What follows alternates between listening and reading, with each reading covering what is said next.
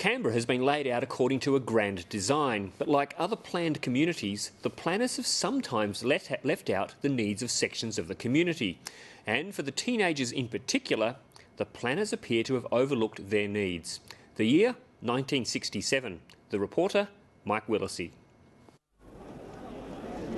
Canberra's buildings, its roads, even such refinements as its artificial lake and its golf courses have been laid out according to a grand design.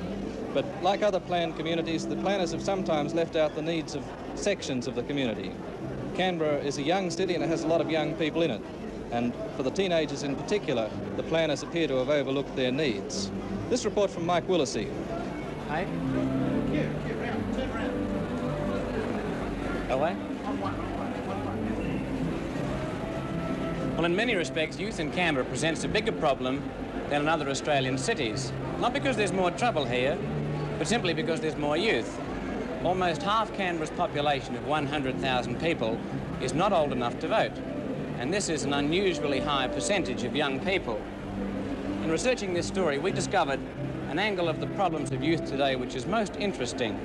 It arises from the studies of biologist Dr. Stephen Boyd, who points out that for thousands of years, the species of man was primarily a hunter, living a simple existence, facing the everyday challenge of finding food. In the last couple of hundred years, man's way of life has changed drastically. But, says Dr. Boyden, a couple of hundred years is not a long time biologically. And biologically, or organically, or physically, we haven't changed much in that time. And in that time, we haven't kept pace with modernisation. Modernisation, he says, has taken away this basic physical challenge of finding food every day, the challenge that our ancestors faced. In tackling the problems of youth, Dr. Boyden believes that we are relying too much on short-term, stopgap measures rather than on seeking long-term solutions. Well, right now, I have a short-term problem. It's a problem of short time. Let's talk to some of Canberra's teenagers. Can I firstly talk with you? Do you feel that perhaps as a youth of today, you don't face a big enough challenge?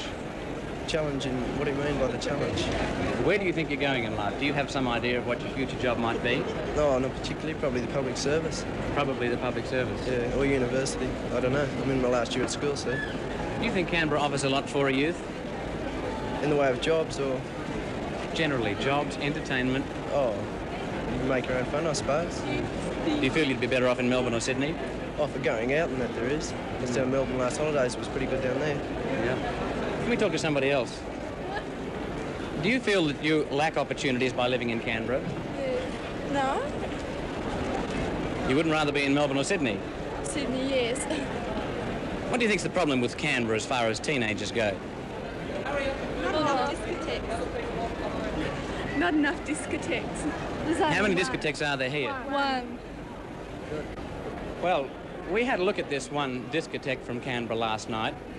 It's the Chapter 1, Canberra's only discotheque, and we went there last night for this. Something to do. There's nothing else to do. You think this is a bad thing in Canberra? No, not really. You have to have money and that to drink. I don't drink anyway. And there's nothing else to do at all? Oh, well. Is that the pictures? I don't know. I've never been anywhere else. Why do you come here? The pubs are closed. Do you think it's a little bit dangerous when you have one place, you have drink, and you have some very young people coming here? No, not really. Sometimes, you know, some other people come, you know, some visitors and that, and they don't cause any trouble. They're very nice to us, you know.